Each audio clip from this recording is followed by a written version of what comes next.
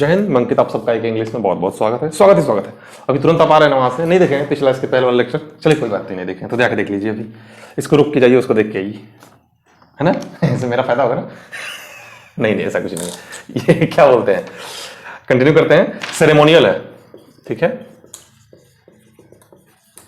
Ceremonial word था, ceremonial का दिया था। सेरेमोनियल क्या बोलते हैं? फॉर्मल। जैसे मान लीजिए एक सेरेमोनियल फंक्शन है, मतलब वो फॉर्मल फंक्शन है, तो ज्यादा चांस है कि उसमें फॉर्मल लोग आ रहे हों और आप अच्छा से जाएं उसमें, ड्रेस अच्छा पहन के, और थोड़ा गोरा चिट्टा बन के। गोरा से याद आया कि गोराई पर घमंड ना करें, अगर आप गोरे हैं तो जो काले हैं उनका भी इज्जत करें, क्योंकि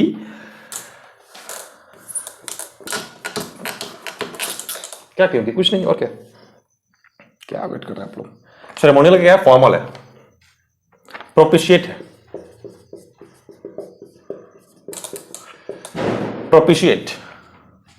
प्रोपिशिएट क्या है बताइए? प्रोपिशिएट का मतलब होता है किसी को मनाना। अगर आप शुद्ध लैंग्वेज में समझे तुमको क्या हो गया भाई? प्रोपिशिएट का मतलब होता है मनाना। तो इसका जो एसएससी वाले दे देते ना, मनाना, सबसे बढ़िया था बनाना। देखिए अपीज, जैसे मान लीजिए कोई आपसे रूठ गया है, ठीक है, तो आप उसको क्या बोलेंगे? You will have to go and propitiate her, appease her, ठीक है। तो प्रोपिशिएट क्या है? मनाना होता है इसको, ठीक है, किसी को मनाना। अगर मान लीजिए वो गुस्सा है तो। एक है कैपिटुलेट। कैपिटुलेट मतलब होता है सरेंडर करना। तो भगवान श्री राम के सामने सरेंडर कर दें, जिंदगी अच्छी हो जाएगी, ठीक है। राम राम राम। इसका क्या है? बाकी और किसी के सामने सरेंडर ना करें, सरेंडर होता है, ठीक है। सिलेंडर में कुछ लोग कंफ्यूजन होता है, ये सिलेंडर का वर्ड ये होता है, ठीक है ना, याद रखें। सिलेंडर ये होता है, वो सिलेंडर जिसमें खाना वाना बनता है। सरेंडर ये होता है, सरेंडर होता है ना, हर हर महादेव। वो ऐसे करके हम लोग सरेंडर ही करते हैं। कि ये कैपिटुलेट हम सनातनी लोग करते हैं। अच्छा, एक और इसका वर्ड होता है गिव इन। कहाँ लिखते हैं? क्या लिख देते हैं? GIVE, give in. Give in का मतलब यही होता है सरेंडर करना, अपने हथियार डाल देना, ठीक है। सनातन धर्म में हमारा देखते हैं आप लोग, लास्ट में सब लोग बोलता है हरा हरा महादेव। मतलब भगवान हम आपके सामने सरेंडर कर रहे हैं, अब आप ही देख लीजिए, अब आप ही संभाल लीजिए। एक वर्ड है एस्ट्रेंज्ड।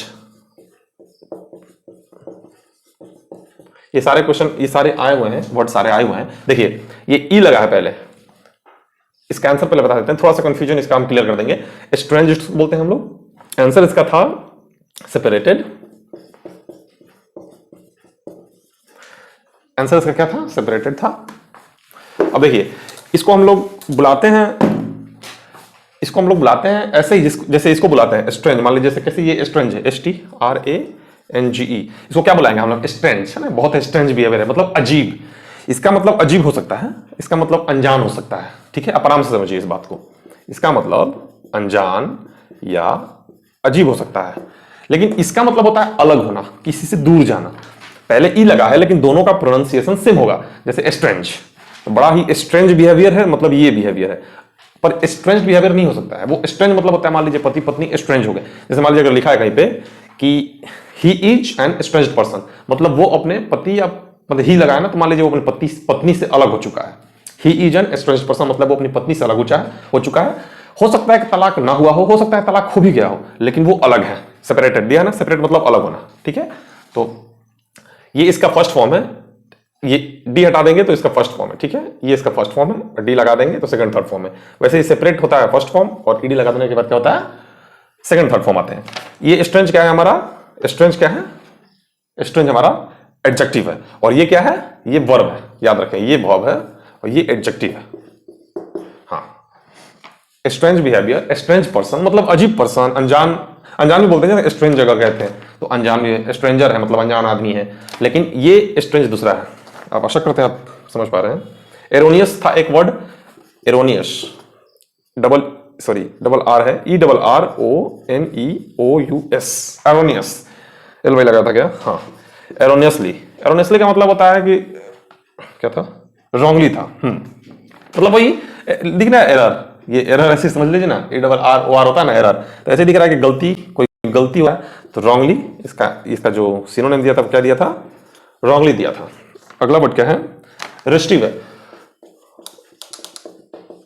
रेस्टिव वर्ड आप तब तक समझिए, तब तक थोड़ा मिटा लेते हैं। ना। रेस्टिव का क्या होगा मतलब बताइए। देखिए वैसे तो रेस्टिव देख के लग रहा है ना कि हाँ कोई रेस्ट वेस्ट कर रहा है ऐसा करके, लेकिन इसका उल्टा है। रेस्टिव का मतलब होता है रेस्टलेस, मतलब उसको रेस्ट नहीं मिल रहा है, ठीक है, वो रेस्टलेस है।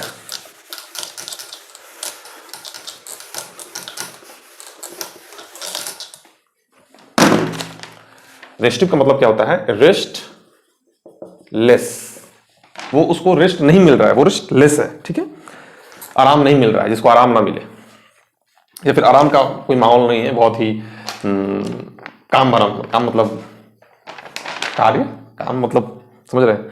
एक नोमाडिक, नोमाडिक क्या है, एक ये नोमाडिक ऐसे इसको हटाते हैं। नोमाडिक में, नोमाडिक का सिनोनिम क्या दिया था, वांडरिंग दिया था, ठीक है। नोमाडिक का क्या दिया था, वांडरिंग दिया था। ये एक पहले भी वांडरिंग आ चुका है, हम जिसमें पढ़ाए अभी, जितना पढ़ा आपको अगर शुरू से पढ़ रहे हैं आपको मिला होगा। वांडरिंग का क्या दिया था उस टाइम, आपको याद है उस टाइम क्या दिया था, मुझे थोड़ा थोड़ा याद आ रहा है क्या था। इसका मतलब देखिए, इसका मतलब होता है कि जिसका घर ना हो, वांडरर, वो यहाँ से वहां घूम रहा है। खाना बदोश, मैंने बताया था ना आपको कि नोमाडिक पर्सन है, खाना बदोश है। क्या दिया था उस टाइम,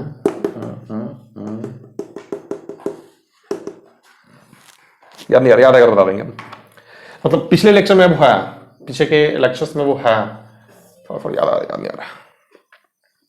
अगला क्या है, डेरोगेटरी।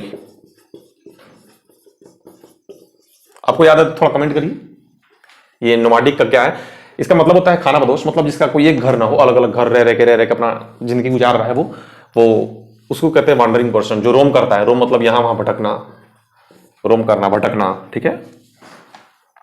हाँ, डेरोगेटरी का मतलब होता है कि डिस्पैरेजिंग, जो किसी की बेइज्जती करना। हाँ, डिस्पैरेजिंग, डिस्पैरेजिंग,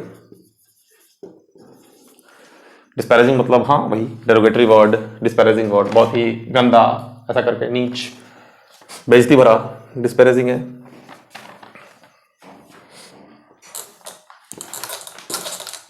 बेइज्जती भरा कोई वर्ड है, टर्म है, तो डेरोगेटरी वर्ड है। मान लीजिए कोई आपको बेइज्जती कर रहा है, गंदा वर्ड बोल रहा था, बोल सकते हैं कि डेरोगेटरी वर्ड मेरे लिए यूज मत करो, ऐसा करके डिस्पैरेजिंग वर्ड बोला जा सकता है, वो बेइज्जती भरा वर्ड। अगला क्या है, प्रीमोनिशन है, प्रीमोनिशन। प्रीमोनिशन समझिए, देखिए मोनिशन का मतलब होता है, मोनिशन का मतलब होता है वार्निंग, ठीक है। आंसर इसका हम ऐसे ही करके ला देंगे, वार्निंग, यहां दिख रहा है आपको, वार्निंग। और इसका आंसर था फॉर वार्निंग, FORE, वार्निंग, मतलब किसी चीज का पूर्वानुमान लगा के बोल देना कि हो सकता है कि कुछ अशुभ होने वाला है, ठीक है।